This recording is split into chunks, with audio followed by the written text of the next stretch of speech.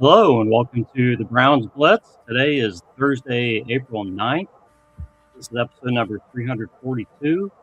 I'm your host, Rod Bloom. Joining me today is my brother, Jeff. Hey, Jeff, how's it going? It's going pretty well, Rod. Another in the series of our draft preview shows here today.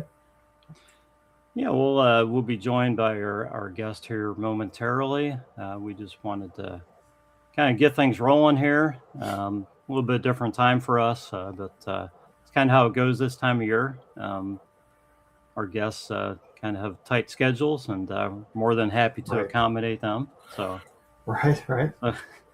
Yeah, so the only piece of news this week was that the Browns added Miles Bryant,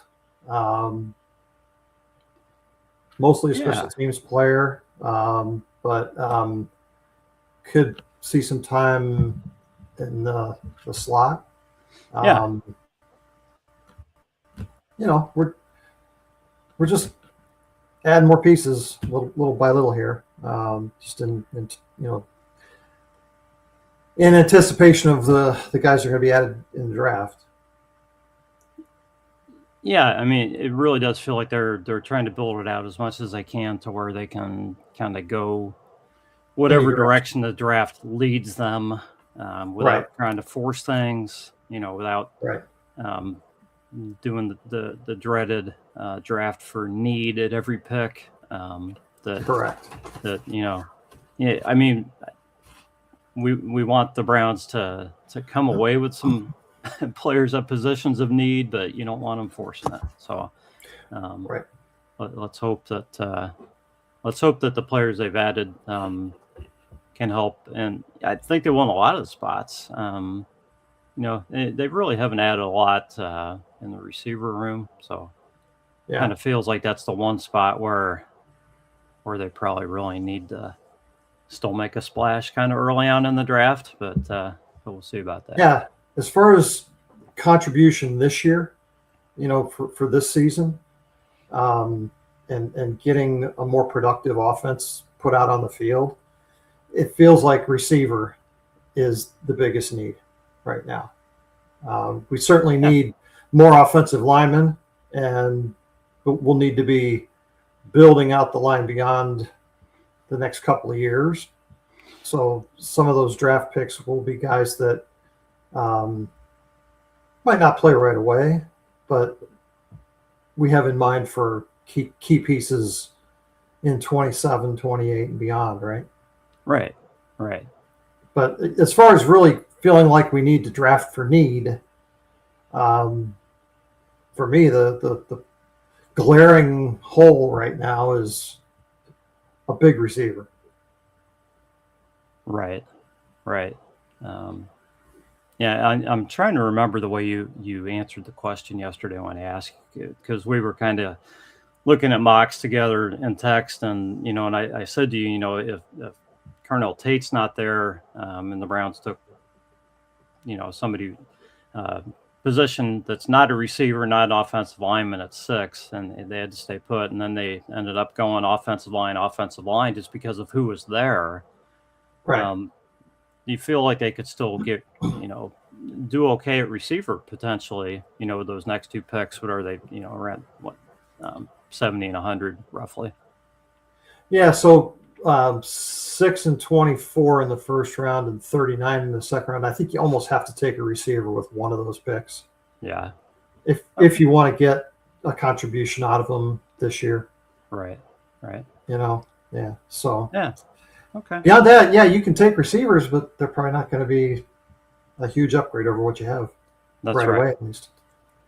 Okay, our guest has entered the studio, so let's bring on Emery Hunt. You can follow him at F Ballgame Plan. Emery is the czar of the playbook and analyst for CBS Sports HQ and Sportsline.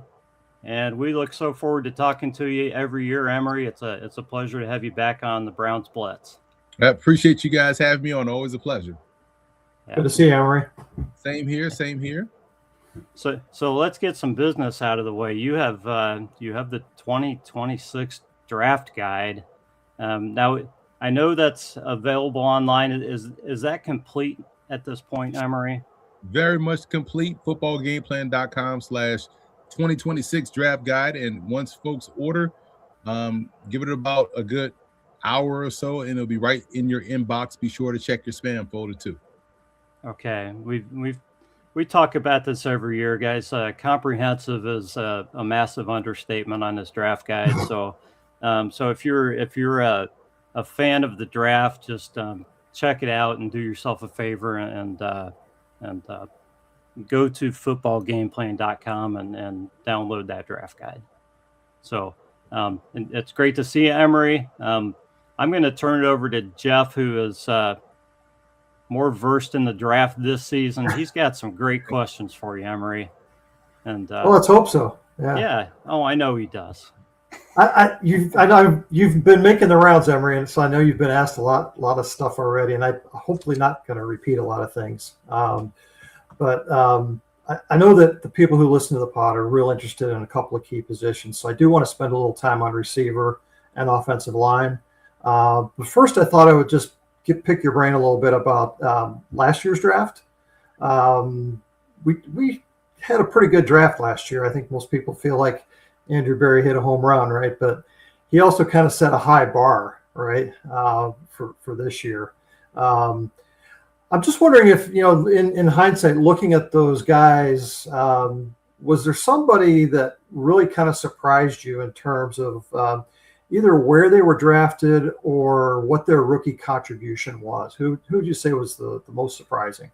Rocket Sanders, to find an undrafted rookie free agent, to see how he goes and has to step in and really lead the run game when Judkins was out, and he did a great job. And obviously Isaiah Bond, just getting those two guys, all been under different circumstances as undrafted rookie free agents, really, to your point, exemplifies how good that draft class was for the Cleveland Browns. So being able to count on undrafted guys as key contributors, even if we go into the preseason, how Luke Floria had his shining moments as an undrafted guy. So from top to bottom, drafted guys to the undrafted guys, really was a strong rookie class for the Browns.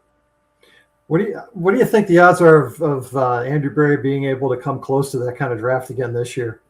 I think he's going to nail it once again. The confidence of what you did in the prior season when you were really given full reign to go and make the draft picks that you wanted to make, on top of the fact that the Browns under Andrew Berry have quiet as kept, did a good job with undrafted rookie free agents. So I know he's able to find those diamonds in the rough, and now you give him a chance to really lead from the front once again. So I have no qualms, and they're going to do the right things with their 2 picks and also deep into the draft and get those key contributors and just really continue to stockpile the talent on this Browns roster. Yeah, we hope so. So I was listening the other day to you were on with Ross Tucker, and you talked about Carnell Tate. And you had a comp that I think every Browns fan, well, at least the ones that are like me, old enough to remember the good old days of our youth, will love the comp that you came up with for Carnell Tate.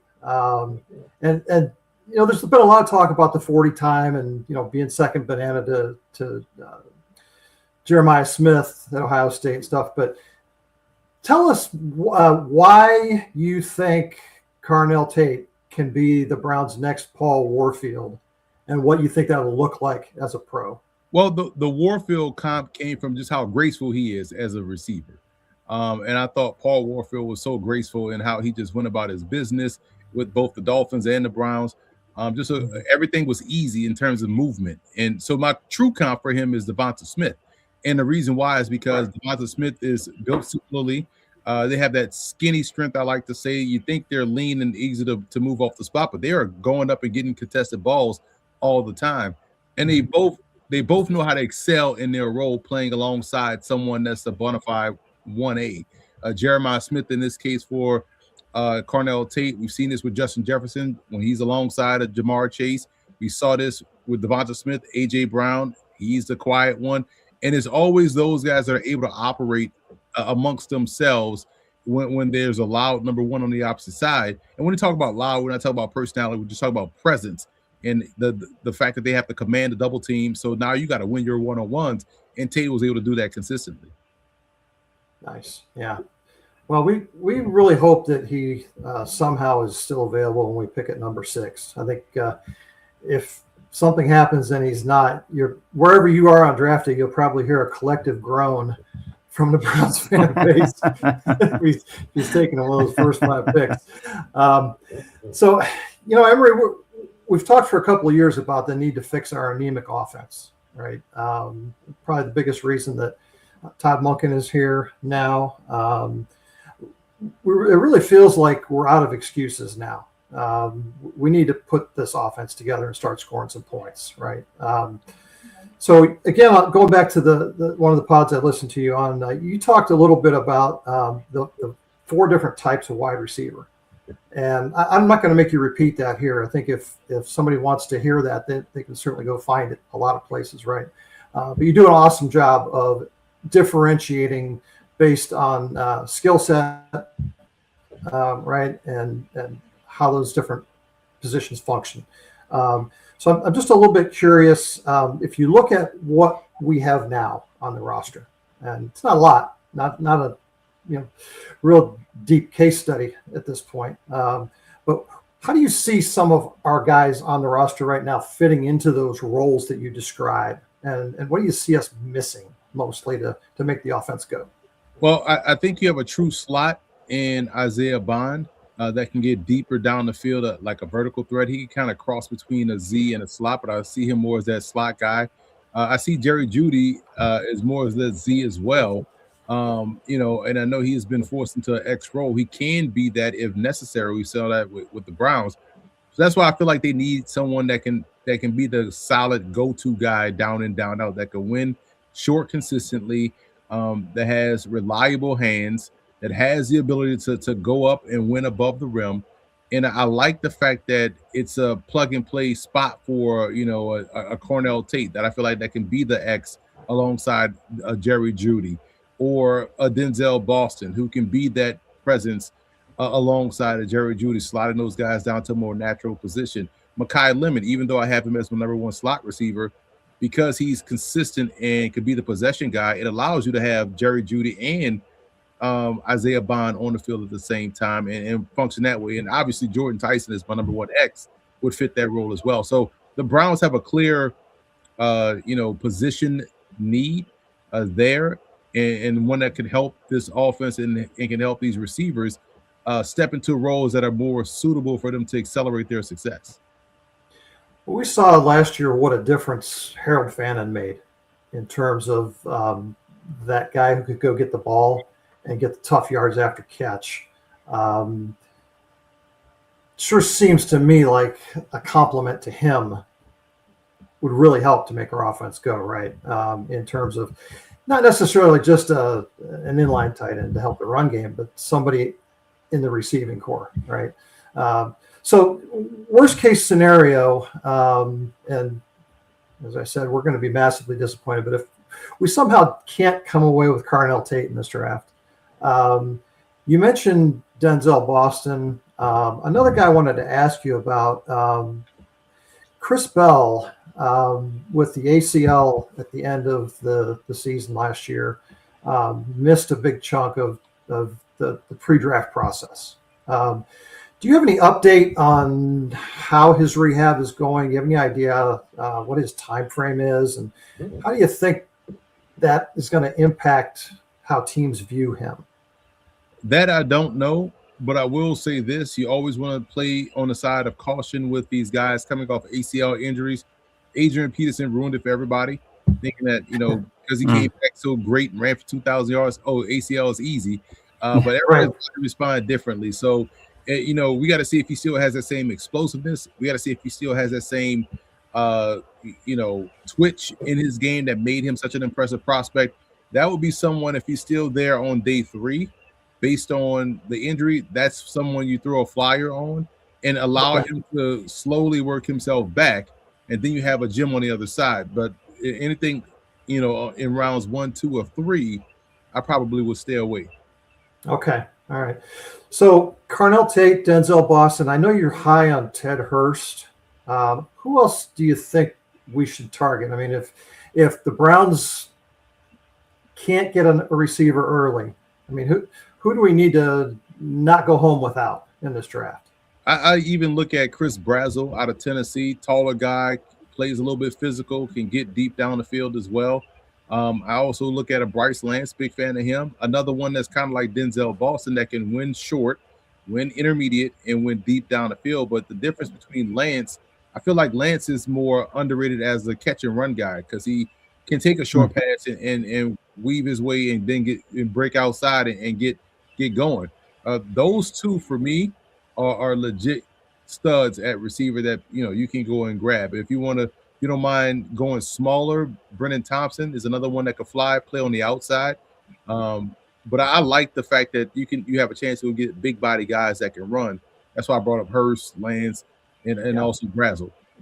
Okay, yeah, those are all high on our list, I think. Rod, any questions on receivers before I move on?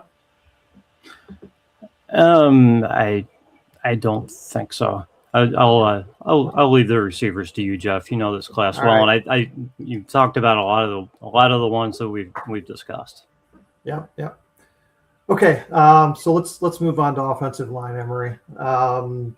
You're a big proponent of guard, center guard. Andrew Berry has brought in 3 free agents on our offensive line who are on 2 and 3 year deals, guys in their late 20s. I believe they're all best suited for left guard, right? Most of them played their best football at left guard, right? We obviously need some pieces there.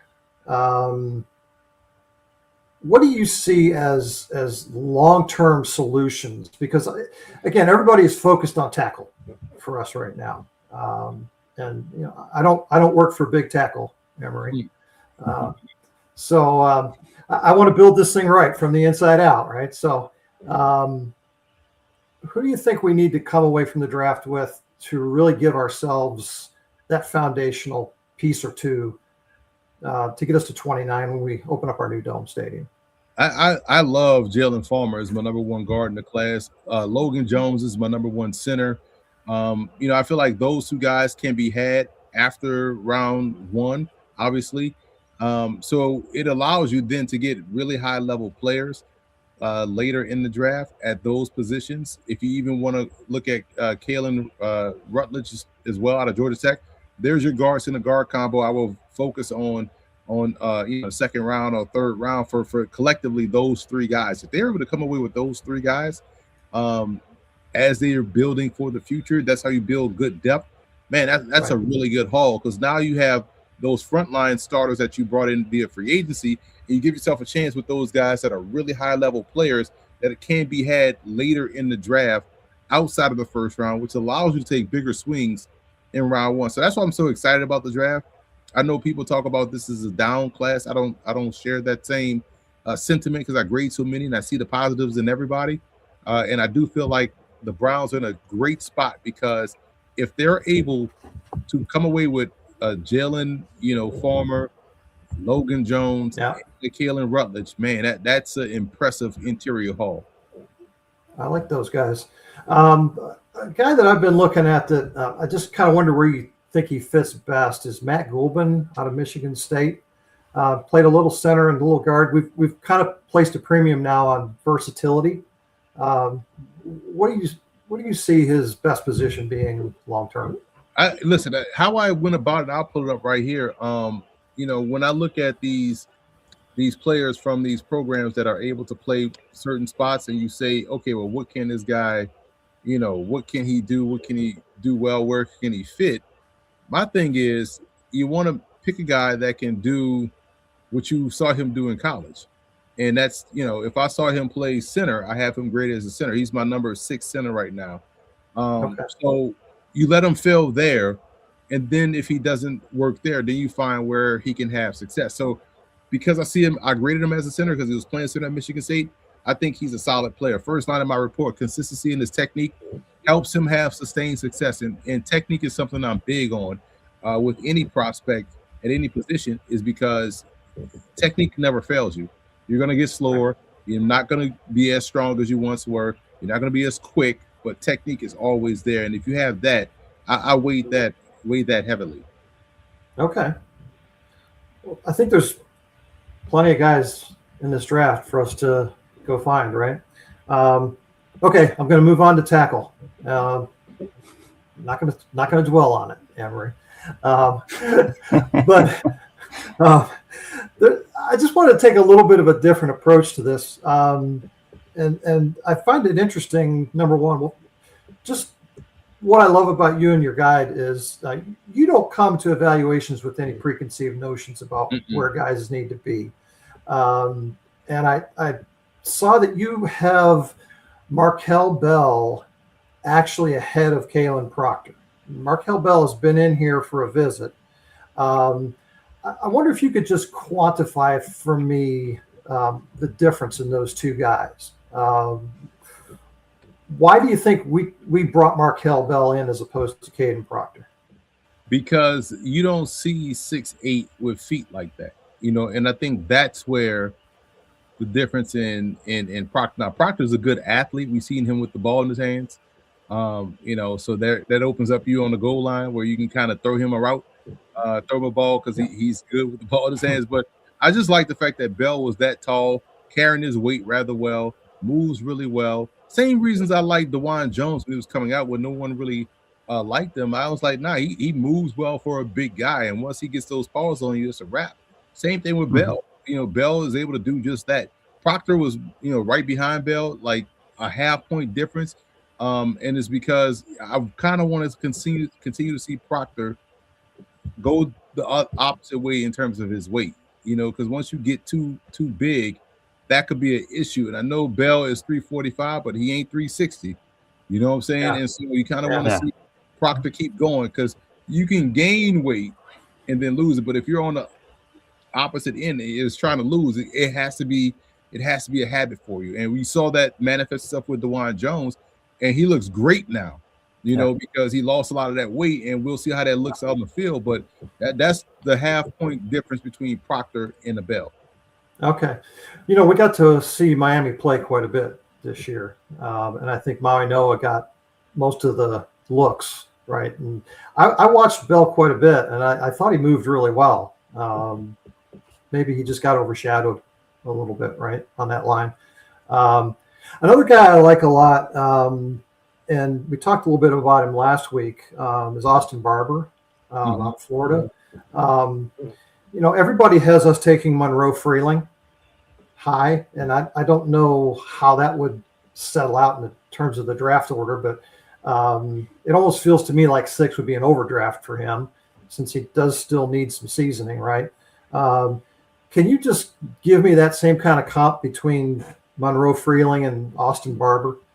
There's like a gap between him and Barber. The reason why Freeling is my number one tackle, and I have 10 points higher than Barber, is when you look at the technique of Freeling and the footwork and the knee bend for someone that's 6'7", and how he does on both ends of offense. It's just tremendous. It's consistent as consistent can be at Georgia, and Georgia has a good track record at offensive line. Now Barber is solid. Barber, he works his feet while he's engaged. To me, that is how you get movement up front. A lot of times you see linemen kind of stays with their feet in cement, trying to block, and it's a movement game. So I like that his feet stay active. They move. He's a solid player. Don't get me wrong, but if you have a chance to get a guy that could be a difference maker, you get him.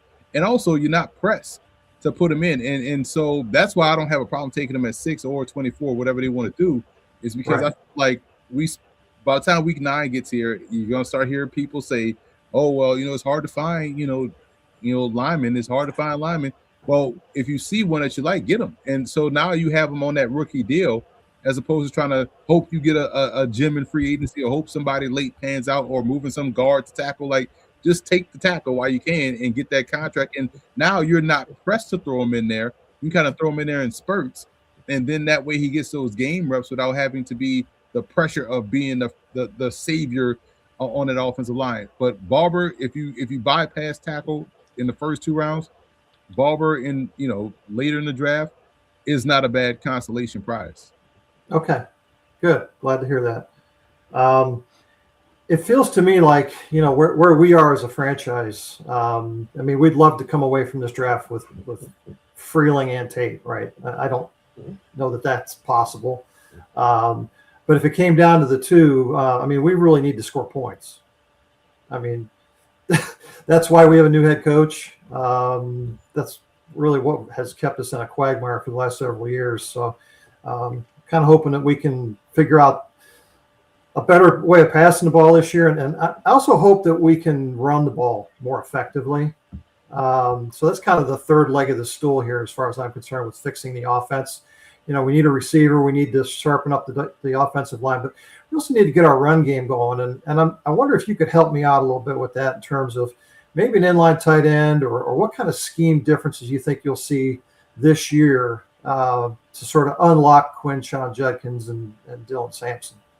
Well, if you improve the interior, that opens up that inside zone where he can press sort of outside and cut it right back up the middle and find a lane, because he's a good north-south runner. When he plants his foot in the ground, he can accelerate.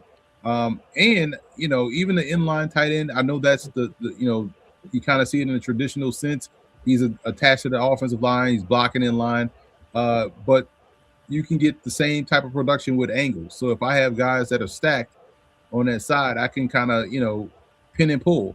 And, that way allows you to get access to the outside and those things. So there's creative ways to have it done.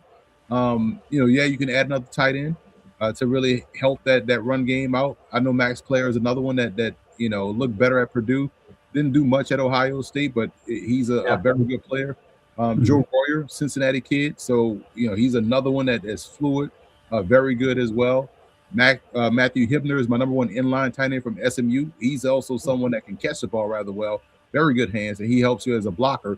So I like the depth of this class overall. Like that's why I'm excited about it. There's so many good players and so many places where the Browns can, pluck needs and fill these holes on the roster and really come out playing well. Because again, when Shedeur Sanders started the last 7 games, they were in a lot of these games. The Bears game is the only one they really were outmatched. And so you could say they should have beaten Tennessee. They should have beat Buffalo. They had San Francisco on the ropes, had a lead in that game till special teams. So they was doing a lot with less. So imagine if you add talent and add more, health permitting. This team is not that far away. Yeah. Well, I hope so. We're hoping. Yeah. Yeah. We have I think 6 tight ends on the roster right now, Emory, including guys on futures contracts.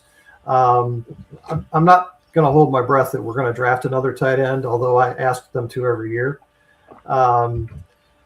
Just a couple of guys and again, I'm just looking for that compliment to Harold Fannin, right?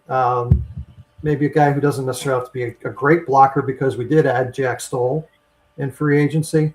A couple of guys that I kind of attached my wagon to, Eli Raridan out of Notre Dame, and Marlon Klein, I think Michigan. Really big guys. And I know size isn't a skill, but I like these guys' movement ability, right, and the ability to win at the catch point. Can you just talk about how you think they would fit with what we have currently? Klein is actually a really good receiver. I thought he was kind of underutilized at Michigan. And Raridan is new to football, right? Right. So that also aids to the upside. But you see the athleticism.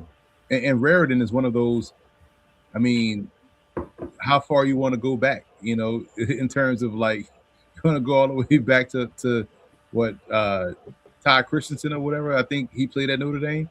So or Dave Casper. Talking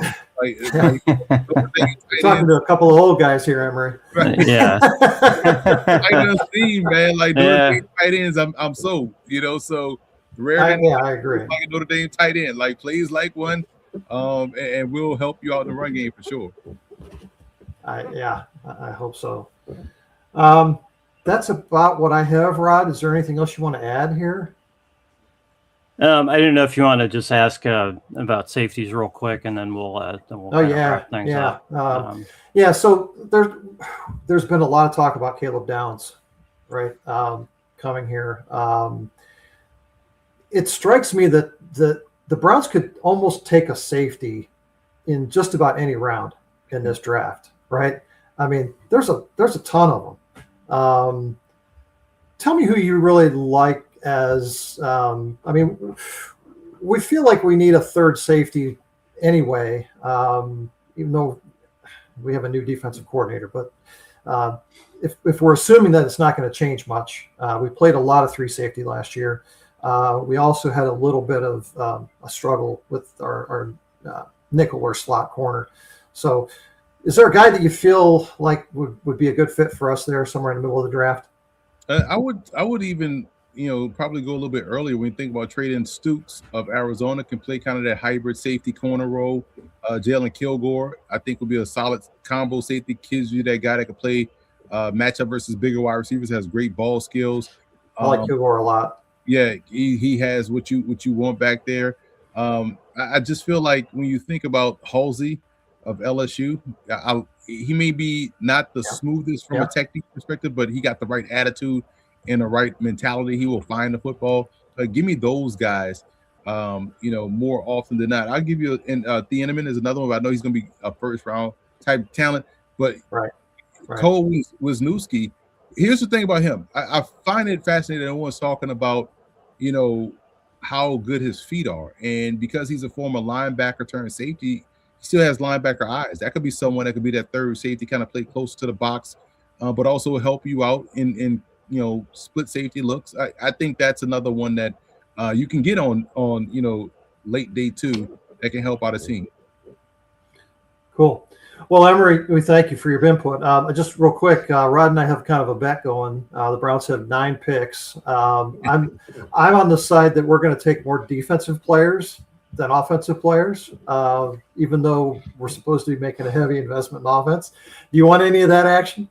I think offense will be the key, and I think we'll see them, really load up on linemen, juxtaposed to. I know everybody will say receiver. I think we'll see them kind of, stack the well with that youth that along the offensive line. We might see 2 receivers drafted. Now they'll be open for business for undrafted free agents, but I think we'll see 2 receivers and a bunch of linemen. I'm feeling better. I'm loving a bunch of linemen. I just want one good receiver. You know which one I'm talking about. I'm feeling better. So everybody can find the draft guide at footballgameplan.com. Emory, where can we find you on draft night? On CBS Sports HQ in some form or fashion. So make sure you follow me at FBall Game Plan to see if I'm in studio, see if I'm remote. But you'll see me on draft coverage for sure. Any final words for Browns fans as we go into this draft? The Browns have a bright future. Again, Shedeur Sanders was my number 1 quarterback in the class last year, and you got him at a bargain rate in the 5th round, and you saw the difference, 3 and 4 as a starter with a weakened roster, and now he comes in on the same plane with, Deshaun Watson and Dylan Gabriel. And I also will say this for Dylan Gabriel, man, like, if we've seen every quarterback have success post Kevin Stefanski, so why wouldn't we see the best of Dylan Gabriel and also Shedeur Sanders and also Deshaun Watson if he's healthy? So I'm excited for this quarterback room. I think this is a team that could surprise folks. So keep an eye out for the Browns in 2026. All right. Emory, sounds good. Thanks for joining us, and enjoy the draft. Appreciate you guys. Thanks again. All right. Thanks, take care. Emory. All right, we're going to take a quick break, and we'll be right back to discuss all of that information that Emory lied on us. We'll be right back. Yeah. Okay, and we're back with the Browns Blitz, part of the Fanatical Elves Network. And Jeff, it's always great talking to Emory Hunt. I think that's I've lost count. We've talked to him 7-8 years in a row, probably. Every year that I've been doing this, I can tell you. Yeah, just a lot of fun talking to him. He really dives into these players. Really.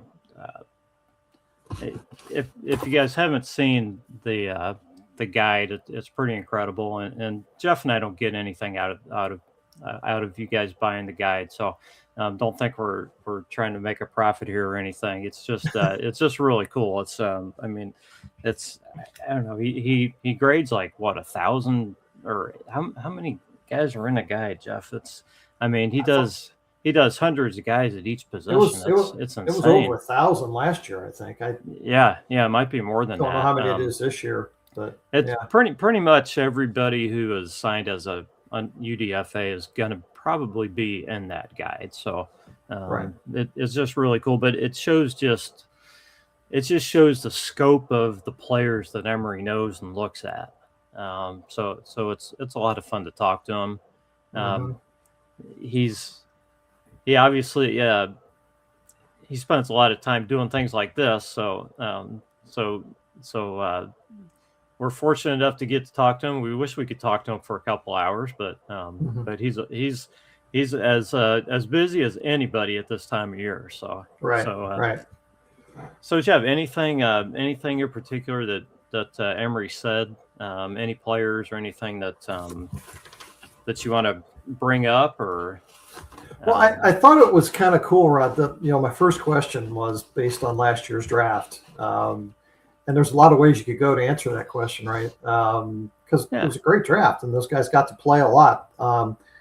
But for him to name Raheem Sanders as the biggest surprise, I thought was amazing. Because that's not a direction most guys would go. No, you would not expect somebody to say that, but it shows you how in the weeds Emory is in terms of evaluations. And Raheem Sanders was a guy that I was watching well in advance of last year's draft and thinking that he would probably be a 4th or 5th rounder, right? And for us to be able to get him off the practice squad, right? We got him off of. Somebody's practice squad, Chargers or somebody's practice squad last year. Yeah, it was one of the teams out on the West Coast. I can't remember which one. Yeah. So I mean, I thought that was really interesting that he mentioned Raheem Sanders. It was the Chargers. I've mentioned a few times that I feel like he can contribute more, and I would love to see the rotational back. Him be included in that rotation, especially on first and second down. Yeah, I agree with you, and I like the running back room with him. And obviously the two guys that were drafted in the draft last year. I still wonder if I don't expect the Browns to draft a running back this year. Right. But I wouldn't be surprised. I mean, you almost bring in a UDFA running back every year. Somebody. Do you think there are good odds that anybody would really come in and challenge for a spot on the team? I mean, I guess maybe because of the new staff, there's potential more than usual.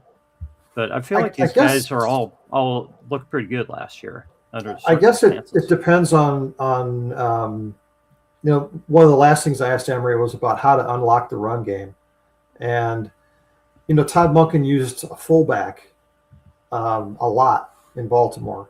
Guy's name escapes me at the moment, but I mean they were actively trying to bring him here, and he ended up going to the Giants. So when you look at how they plan to run the ball, I mean, we have sort of a history here of two running backs. So if you think about Chubb and Hunt, or you go all the way back to Mack and Biner, you had that big guy who could always fall forward. The contact sort of guy, and then you had the more elusive guy, right? Right. I almost feel like last year that Quinshon Judkins was out of position. I see him more as the Kareem Hunt type running back. The Kareem Hunt, Ernest Biner guy. Ernest Biner guy. Yeah. And I think Raheem Sanders runs, just watching him run, he reminds me a little bit of Chubb. He's not nearly as big as Kevin Mack. I mean, of course, Kevin Mack wore shoulder pads you could land a plane on. But that he did. I think you need both, right? I think you need to have the big guy and the more elusive guy, and then Dylan Sampson for me is even more of a change of pace.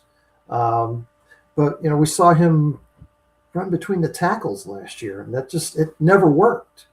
It's like, oh well, Sampson's in the game. We know they're going to be throwing the ball, so we're going to trick them into thinking that we're going to throw the ball, so we're going to run it up the middle, right?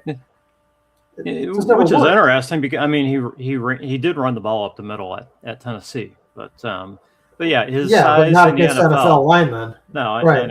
I know, yeah. But so yeah, but obviously his big plays I think were all on receptions. The big plays that he had, I think most of them were later in the season. He looked good, and he can be elusive when he gets a little bit of grass around him. A little bit of space. He's that kind of player. So, yeah, I guess. Do you feel like those three guys really can make a complete backfield for the Browns, or do you feel like there's still something missing size-wise or anything else? I still think they're going to have to find somebody to play fullback, and we saw Kevin Stefanski do it with linemen. Mm-hmm. And that could be what we see happen again. It could be that they find a true H-back that can be the lead blocker in those kind of formations. Yeah. Short yardage, goal line, those types of instances. I think they'll add somebody else, and I'm not sure exactly what they'll call him, but I think they need somebody else to unlock the run game. Yeah, interesting. I mean, it feels like we could bring in one of these big tight ends and play him that way, or we could go find somebody in the UDFAs or street free agents that just is going to fill that role. Or like I said, it could just be that they assign somebody in camp that role, who's one of your bench linemen. I think Aiden Huntington did a little bit of that last year. He did. He's certainly big enough to do that. Yeah, I mean, it's similar to having one of the O linemen do it. I mean, Huntington is what's he? He's like 6 foot or 6'1", so he's kind of squat and low to the ground, right? But packing 280, 290 pounds, so that's a hell of a lead blocker. Yeah, definitely. So maybe that guy's already on the roster. I don't know, but it will be fun to see how Todd Monken applies these guys, and if they can really get back to running the ball successfully. I think it's more than just being able to block on the offensive line. It's just have players, and you have to have scheme, right? Yeah, it's got to be all those things together. Yeah, we had pretty good players on our offensive line last year. I mean, if you look at, we brought in 3 left guards in free agency, like I mentioned, to replace a Pro Bowl left guard who's been here for a dozen years. Yeah. Now, you could say, okay, he's at the end of his career and, maybe lost a step or whatever. But when you look at those guys on the inside last year, they were all pretty accomplished guys. Right. So I don't know how much of an upgrade it is just adding what we did, just guys who are younger, We'll find out. I mean, it's going to take time. It's going to take time for that line to gel, and we'll see. We'll see who the best 5 are. Yeah. We may not know that till till a few weeks into the season too. You never know. So, had a few comments. Sorry, guys, we didn't get to these while Emery was here, but Jeremy wants to know, with lots of talk going around about who goes where, could tight end be in play for the Browns in the first round? Jeremy, the answer is no. It's interesting. They had Sadiq in today for today or yesterday, I forget which. Had him in for a visit. Well, I guess it's interesting. I mean, if he dropped to if he was there at 24, Jeff, I've asked you this question. If he was there at 24, would you be interested in taking him? And you told me no. Yeah. Some of that probably depends who you take with the first pick, or if you trade down and have. I mean, if you traded down from 6 and if you did that Dallas trade and ended up with was it 12 and 20 or 10 and 20 or 12 and 20, to where you had 2 picks, 12 and 20, and had 2 picks before that, maybe, and Sadiq's there at 20 or 24, maybe you feel like you can add that guy. But if you take Tate, or if you take an offensive lineman, with your first pick, I don't know if you can take a tight end with 24 and then wait for either your receiver or your first offensive lineman at 39. I just don't know if you can do that. Yeah. My position on it is we already have that guy in Harold Fannin. I mean, they basically play the same position. I don't know if you can realistically build an offense around 2 guys like that. Maybe you can. I don't know. But to take him that high, he's got to play. He's got to play a lot. Yeah. And I don't know how you play him a lot. Right. It's not that I don't like him as a player. I think he's tremendously talented. I just don't know what role he would have here, since we just drafted Harold Fannin last year. Yeah, I agree with you. I agree. So, hey, Drew, thanks for checking us out tonight. Hope you're doing well. Jeremy, tackle and wide receiver seem to be consensus need for the Browns. Why is Caleb Downs the pick at 6? We talked about Caleb Downs already. Yeah, we did talk about Caleb Downs. I think it was after Jeremy put that comment in, though. To be fair to Jeremy. I think there's more and more consensus that, unfortunately, I mean, for a while there was pretty strong consensus that Caleb Downs would be a real solid pick at 6, and I think people are kind of feel like they're moving away from that a little bit, and obviously it's nothing Caleb Downs did or anything, and I still don't think it'd be a horrible pick. I tell you what does bother me is that seeing him go down boards and seeing him get picked at 10 to the Bengals. I really don't want to see him play 10 years for the Bengals, and don't really want that. But yeah, I don't know. So many scenarios. With the depth of the safeties in this draft class, I think it's going to take a unique situation for somebody to draft him in the first round. It's going to have to be a team that really doesn't need a lot else. So that lends me to believe it's going to be closer to the end of the first round than the beginning of the first round. For Caleb Downs? Yeah. Really? Yeah. Just, I mean, if you look at who else is in the safety room, I mean, you could get a pretty close approximation, like I was saying with Emery, throughout the draft. Yes, he's going to be a great player, an outstanding player, but to take him high in the draft, well, I don't know. It doesn't feel like. I guess it depends where these safeties start going. A lot of talk about Thieneman going to the Vikings at 18. 18. Okay. Yeah. don't know if that's going to happen or not. It depends who else is there.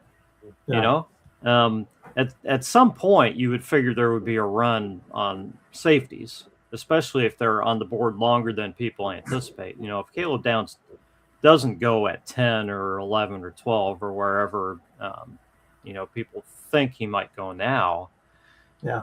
Sooner or later, he's going to go, Thieneman's going to go, and then people are going to start watching where guys go because they're like, man, you know, we're comfortable with the top 4, 5, 6, 7 safeties, and we want to make sure we get one of these guys. Mm-hmm. You know, but from what you're saying, I mean, if he really dropped, I mean, if Caleb Downs is sitting there at 24, are you not taking Caleb Downs at 24? Yeah, I would. Yeah. Yeah, because I've already said I would take a safety at 24. So yeah, if Caleb Downs was the guy, yes, I would take a safety at 24. Right. And yeah, there's probably teams ahead of us that would also take him. Yeah. Look, I don't think I still think that Ohio State has. No, I still think Ohio State has 4 of the top 10 players in the draft from a talent standpoint. It's just a question of, will a team pull a trigger on a safety in the top of the first round? And historically, they don't. So we'll see. I mean, he could surprise us. Could surprise us in a couple of ways. He could go higher than we really think, or he could sit around for a while too. It's worth watching. Do you think we're going to know any of the picks before the draft? I mean, we pretty much know the first pick, but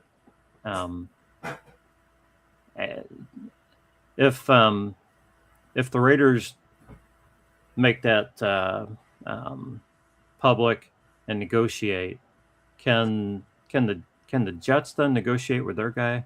Is that how it works, Jeff? For number 2, or not? I mean, this doesn't happen. I don't know if this really happens very often. Typically, it's just the first guy, right? Yeah. I mean, the Raiders have done some pretty wild things over the years. Well, yeah. So I can't believe they're not gonna. It's hard to it's hard to imagine a world where they would pass on a franchise quarterback when they need one. So I think it's probably 98% that they're going to take Mendoza, right? Yeah. How that impacts the picks after that, boy, I'm not sure. I would think that teams would be at least thinking about what they'd have to pay a guy and all that, how he would fit and all that kind of stuff before draft day. If you're sitting there at number 2, I mean, you could pretty much take anybody. So other than Mendoza, so kind of like we were last year, you probably have some guys in mind, or you have a trade scenario in mind. Yeah. And you know, the Jets have a tremendous amount of capital already.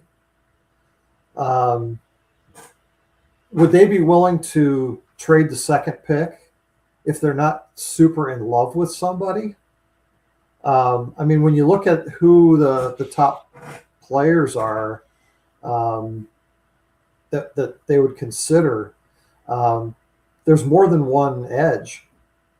There's more than one receiver. You know, there's more than one cornerback. So, right. Do they necessarily need to stay at 2 to get the kind of player that they want? Probably not. Depends what they want. Yeah. Yeah. So we could find out that pick's for sale. And you'd basically be trading, you know, that team's choice of the rest of the draft other than Mendoza, you know? So it could be pretty exciting to see what happens in those first few picks. I think a lot of teams are going to fall in love with the edges in this draft. It seems like it goes that way. So, and then you've got guys who are thought of as the top players in the draft, and people really are just guessing about that. Jeremiah Love and Caleb Downs, and uh, I guess you put Sonny Styles in that too. Because of his performance at the combine. Right. Most of the rest of the guys are the edge guys up top. So tackle wise, I mean, I kind of like with safety, I have a hard time thinking that any tackle in this draft is a top 10 pick. Maui Noah is borderline for me. He'll probably stick at right tackle. But you better be 100% sure that he's going to be a right tackle if you're taking him that high. Fano, the same thing. I mean, there's probably even less certainty with him than Maui Noah. And then Freeling is probably by consensus the next most desirable tackle. So can the Browns talk themselves into taking him at 6 just because of the shortage of tackles in this draft? Is that the way to go to market when you're trying to maximize your draft capital? Is you're going to buy the guy based on there being a shortage? I don't know. Be interesting to watch. It will be, and I think I think that depending on who's on the board, that may be easier to sell. It may make more sense if there's no trade option and the guy or two that they were most interested in is no longer on the board. Then you could maybe sell it. And I think there's probably still a lot of people that will be happy with it, and there'd probably be a lot of people will be unhappy, but you're not going to know for a couple of years with that pick, at least a couple. So every year in the draft, there's some story, right? It's the kind of the overarching story. Last year it was Shedeur Sanders. It's okay. How many wide receivers go in the first round? How many quarterbacks go in the top 10 picks? All that kind of stuff.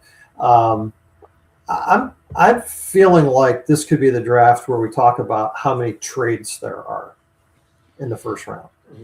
I think so. Just because of the relative equality of players. There's a really good bunch of players that will be drafted high, but there's not very many great players. Right. So the teams that want those great players are going to be willing to trade up to get them.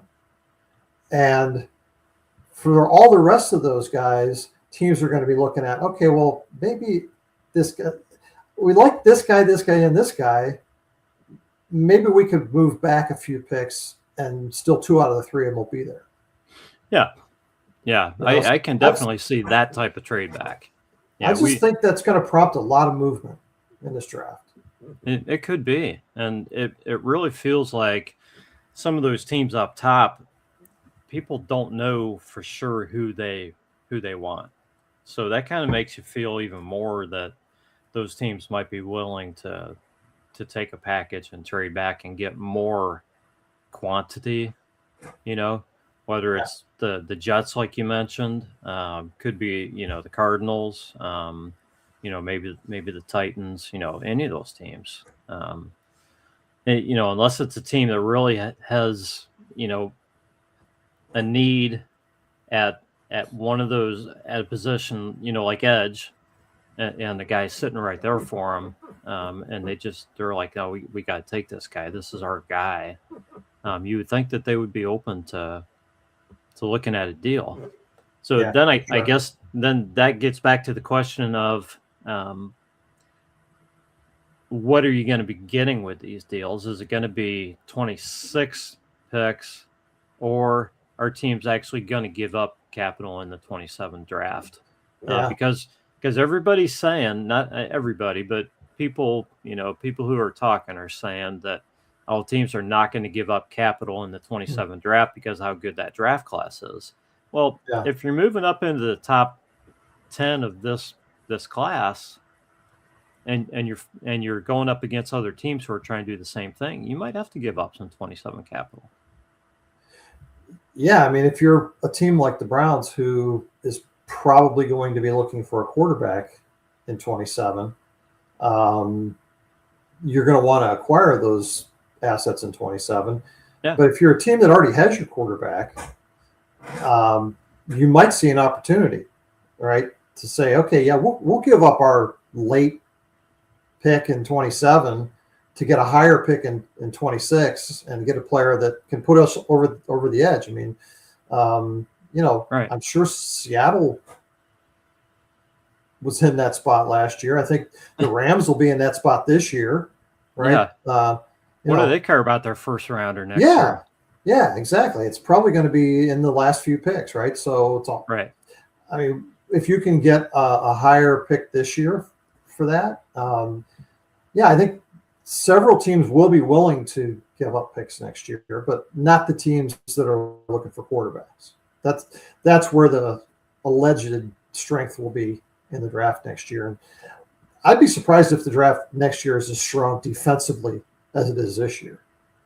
I think this is a stronger draft defensively as we've seen in quite a while. So looks like it. There's plenty of teams that would love to have that edge that might be willing to come up and get it. Yeah. So Jeff, anything else that Emory went over that you want to bring up before we sign off here tonight?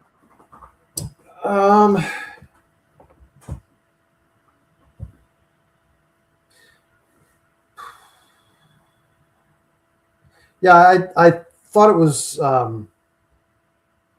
interesting how he went through our receiver room and talked about some of the guys that we have. Yeah, it's such a small sample size with those guys that it's hard to know exactly what we're going to get from them next year. So I almost think that no matter what receiver, and I think I've said this before, no matter what receiver we draft high is going to make us better by a lot. The impact will be on what can you really expect to get from those other guys. So if we bring a X receiver in, that probably makes Isaiah Bond, drawing a blank, probably makes Isaiah Bond better, right? Yeah. It just takes some pressure off of him, and he's got more of a chance now. If we end up with Mekhi Lemon, how much of Isaiah Bond are we really going to see? Right, and Mekhi Lemon could have a big impact on the team, but yeah, when you just look at the room that we have, it just screams that we need a bigger body guy who can be that number one guy, and play that position. So, no matter how you look at this, and who you want, I mean, Carnell Tate at 6 would make things a lot easier and just figure the draft out from there on. But if that doesn't happen, hopefully they're able to grab one of the other guys, a little bit later. And if they can add a player to fill that role, and then draft any other quality receiver from this class, it should really help the room. Yeah.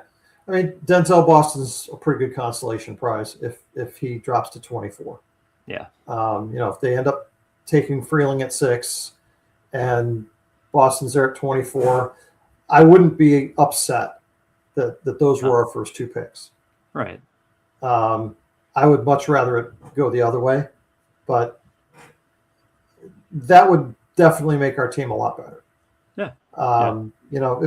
But the longer we're waiting for a receiver, as we were talking before we came on, Rod, the less likely that guy's going to be to have an impact, especially in year one. You're just you're plugging another third round receiver in like we've done ad nauseum around here.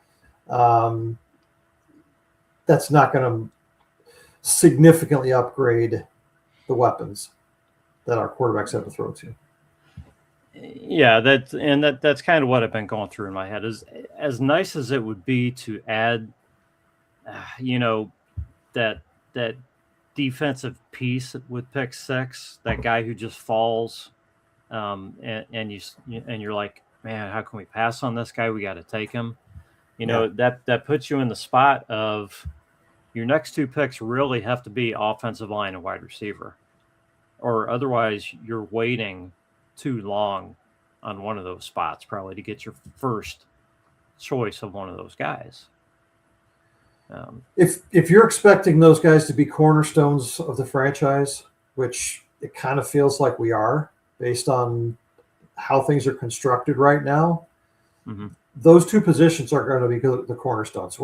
We have Myles Garrett and Alex Wright under contract, and those guys are cornerstones, right? It would be a luxury to be able to add a Zion Young or a Keldrick Falk as the third guy there, knowing that he's going to eventually become a number 1. Right. But you can't use a high first-round pick on a guy who's going to be a backup for at least the next several years, in my mind. Now, somebody could get hurt, and then you look like a genius because you drafted this guy, right? Yeah. But that's not how you build your roster. You build your roster based on what's going to win you football games, and having a great backup defensive end is less likely to win you a game than having a true number 1 receiver. Yeah, absolutely. Yeah, definitely. So, okay. Well, any close? Go ahead. That's what makes the draft fun. It does, and you can play out all these scenarios all night long, and try to figure it out. And the thing is, the way this is actually going to come out, none of us have thought of that actual scenario yet. No, because last year, like I've said many times, I didn't see us taking any of those guys. No. So, and it turned out pretty good. You're not disappointed when you go get really good players. That's right. So. And just to address Jeremy's question, live draft reaction for the Browns Blitz, we are planning to come on Saturday after the 3rd round, just to give our thoughts. So whenever that wraps up, we'll do something probably brief and just give our thoughts on the 5 to 7 to 10 picks that the Browns make. Yeah. So we also have 2 shows between now and the draft yet to come. Yeah, we do. More draft talk. So plenty of opportunity to beat this up a little bit more. But yeah, I'm really looking forward to that one on Saturday night when we know the outcomes. Yeah, that'll definitely be fun. So, okay. Any other any closing thoughts, Jeff, or have we beat this to death enough? We've beat it to death. Thanks again to Emery Hunt for giving us some time and some insight. This is our favorite time of the year. This is when hope springs eternal. That's right. The world is full of possibilities right now. We'll get that cold hard smack of reality in the face soon enough. It'll happen. So let's just enjoy this while we're in the middle of it. That's right. All right. This has been the Browns Blitz. We thank you for listening, and we will catch you next time.